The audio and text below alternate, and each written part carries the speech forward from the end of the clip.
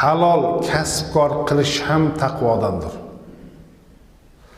Halol kasb-kor qilish ibodatlarni qabul bo'lishiga sabab bo'ladigan vosita.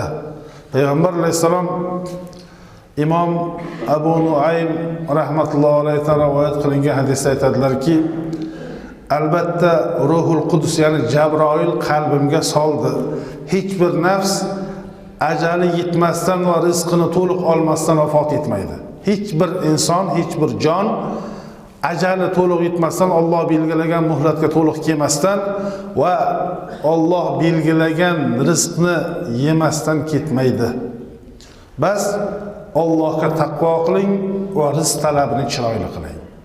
Ya'ni rizqimiz, bizga yozilgan rizq qanaqa bo'lsa ham o'zimizga kelar ekan, bir yoqqa ketib qolmas ekan, bu noto'g'ri yo'ldan, Alloh qaytargan yo'ldan, nojoiz bo'ladigan tomondan bormasdan rizq talab qilishda chiroyli bo'lish degani halol pok tomondan rizq topish.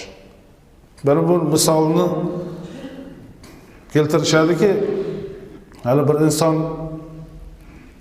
quduqqa yiqilib tushib ketganda uni qo'shnilar atrofdagilar kelib turib quduqdan chiqarib olishsa, chuqurdan endi quduqqa tushib ketgan odam qo'rqqan va hokazo birov yugurib kelib turib bir kosa sut berib, sutni ichib o'ziga kelgandan keyin nima bo'ldi, qanaqa tushib ketdingiz bu yerga desa, mana bunday qildim, mana chetiga keldim quduqni deb ikkinchi martasi oyoq toyib tushib ketib, quduqqa tushib bosh bo'yni sinib o'ldi.